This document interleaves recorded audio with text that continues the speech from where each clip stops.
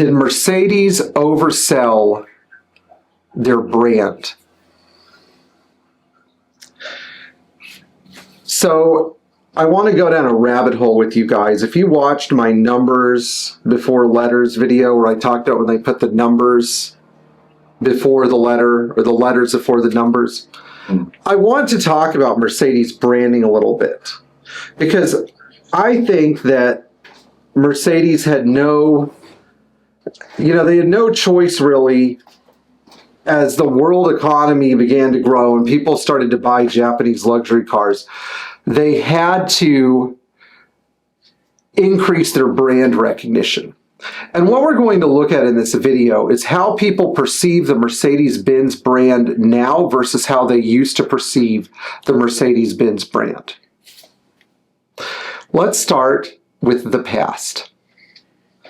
If I told you in 1959 that you were going to pay more than a Pontiac or a Buick, a nice well-equipped Pontiac or a Buick, for a small car with 43 horsepower and a diesel engine that had a top speed of 70 miles an hour, you would look at me like I was crazy.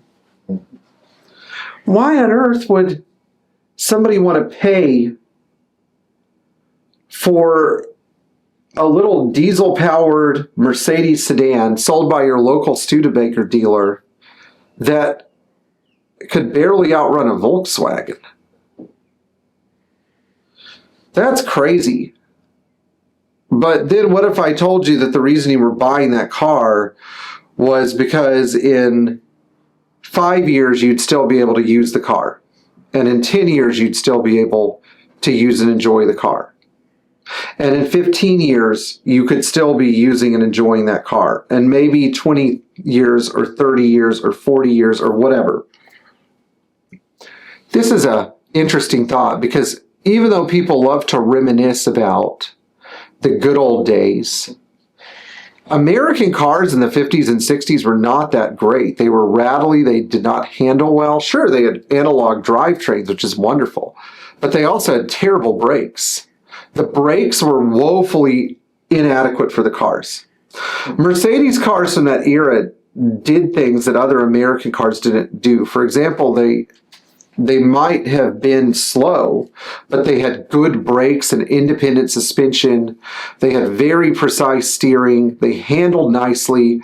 They were incredibly durable and rugged. And to be honest, they were actually really comfortable.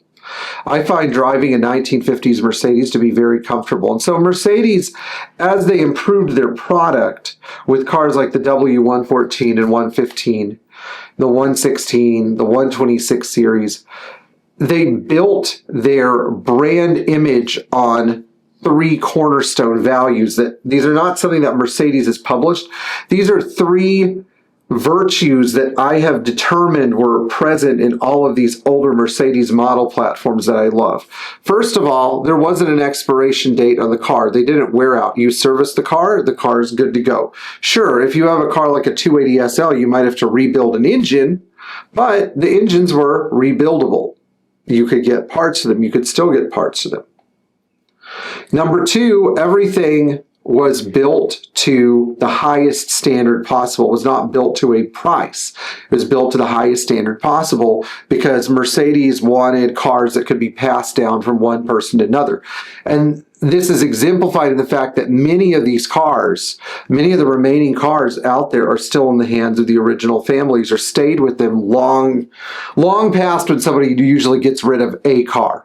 People developed an attachment to these cars because they were so well made. And so I think the third thing is, because of these first 2 virtues, the third thing is the car almost feels like it has a soul. What? You're crazy. That sounds like animism. No, it is not animism. What I'm trying to say is the cars endeared themselves to their owners so much that people did not want to get rid of them. They were so won over because each car, this is the Mercedes paradox. The Mercedes paradox is that each car is built to the highest standard possible. Standards are intensely uniform between cars. That means if you were to take the engine apart on 15 new 220 SEs in 1961, the cylinder bores in those cars would be within fractions of a millimeter of each other. The crankshaft tolerances within fractions of a millimeter, the body tolerances within fractions of a millimeter. Everything was extremely consistent. Panel gaps, lengths of electrical wire, brake shoe lining, all of it was so consistent. Yet each car has its own weird individuality. Each Mercedes runs and feels different. You know, there are no two of them that are the same, yet the consistency among cars was off the scale for the longest time. And so this is the fundamental core experience of many people who love these older Mercedes, that the cars were really, you know, engineered like no other car ever. But Mercedes had to survive. They had to find a way to survive, and they had to capitalize on this image that they had because of the inevitabilities of economic hardship that started to increase as as everything in the world scaled, as manufacturing scaled, income scaled, houses scaled, electronics scaled, emissions problems scaled.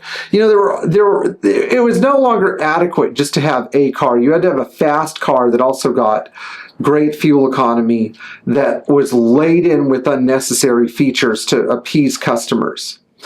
And at this point in time, Mercedes was trying really hard to keep differentiating themselves, which to an extent they've still done with things like the AMG brand or their legendary safety reputation for safety, or their reputation for building in advanced safety features into the car in particular. They've done a good job with this. But the thing is, when you see a Mercedes now, you're either caught up in two things.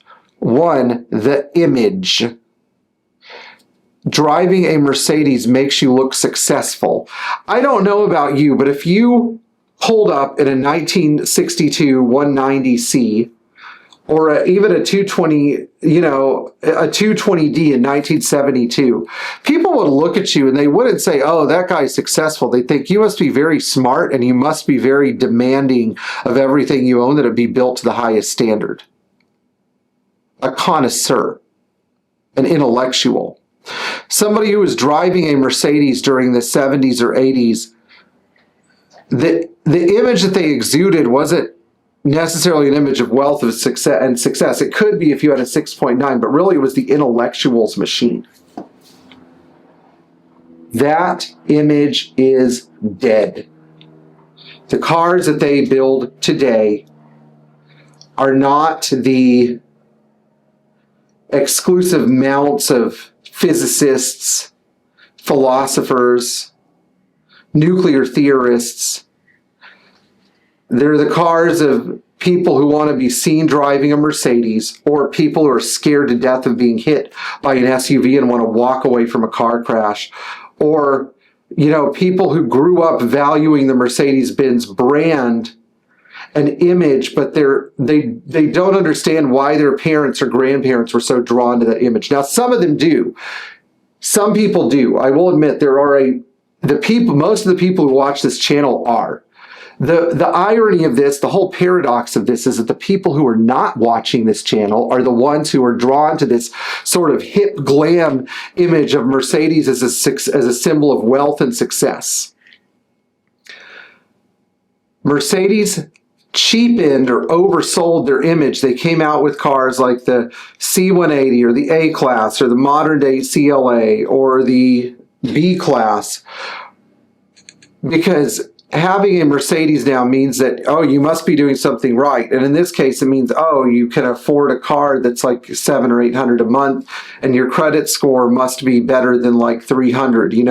There's this idea, and it's a societal problem at large, of people trying to pretend to be wealthier and more successful and smarter and more capable than they actually are. And Mercedes is selling just like BMW is selling, just like Lexus is selling, cars to those people. Let's juxtapose this for a second. Are there cars that have retained the exclusivity of their image? Of course there are. You can't walk into a Bentley dealership with a 500 credit score and buy a compact Bentley. You can't do it in a Lamborghini dealership either. You can't do it in a Rolls-Royce dealership. You can't do it in a Ferrari dealership. In fact, in Ferrari, you got to be approved to own any Ferrari. But you can go buy a used CLA and people will think that you've done something, you know, like maybe that done some, I don't know what you've done, but you know, if you open the car door and it smells like weed inside, you know, who cares? It looks nice. I keep it clean. I keep my rims polished. You know, I have this sort of idea that people who go out and buy a car for the image it conveys don't really understand the difference between something that is high quality and something that isn't. To them, high quality is equated with appearance. Why? The appearance the car has and the appearance it gives off. Now, to be fair to Mercedes, okay, I've ragged on them a little bit, but I honestly don't know how they would have survived if they didn't do this. Mercedes tries to make cars for the intellectual still. They try to make the new S-Class. You can't go buy a new S-Class if you have a 400 credit score. But the thing that makes me so sad is the fact that every Mercedes 50 years ago was a high quality car. It didn't matter if you bought a 190 or a 300 SEL 6.3, a 220D or a 450 SEL. Every car had the same rigorous quality standard applied to it in the best way Mercedes could. Now, my friend Mr. Zecchi, who was here visiting me yesterday, told me about, you know, some dips in Mercedes quality. The big one was in the early 70s, there was a steel strike, and Mercedes had to rely on steel from Eastern Europe to build their cars. And of course, those cars would just rust for no reason because that Eastern European steel was so poor. So yeah, this is one of the reasons why try finding a Mercedes from 1975. The metal just wasn't as good. Maybe some cars were built out of better batches of steel, but these cars were even rusting in Egypt, and Egypt is a dry climate. Even in Egypt, they were rusting. You know, I mean, this is crazy. You know, so Mercedes had made some screw ups there with their body quality because they couldn't get steel anywhere. They would have been better off buying American steel, but you know, who knows? But one of the key features of a Mercedes from this era is even the smallest cars mattered. Even the smallest cars were intended for highly cognitive intellectuals. Now it seems like you have to spend upwards of $150,000, and people might look at you driving an S-Class and they go, oh yeah, you're really successful, but that's the same company that makes the CLA. It's sort of like the phenomenon of the Genesis. People look at the Genesis and go, oh, that's a really nice car. You must be successful, but it's still a Hyundai. Still a Hyundai. We don't want this to happen to Mercedes because at Mercedes there's still a little bit of that flame left where people look at the car and they go, this car is special.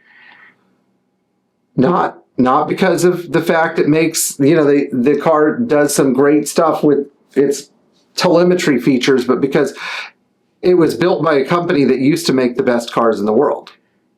Now, I know what you're going to say. If you're from Mercedes and you're watching this, you're like, oh, how could Pierre say this? We still make the best cars in the world. If you don't self-evaluate, then you incinerate.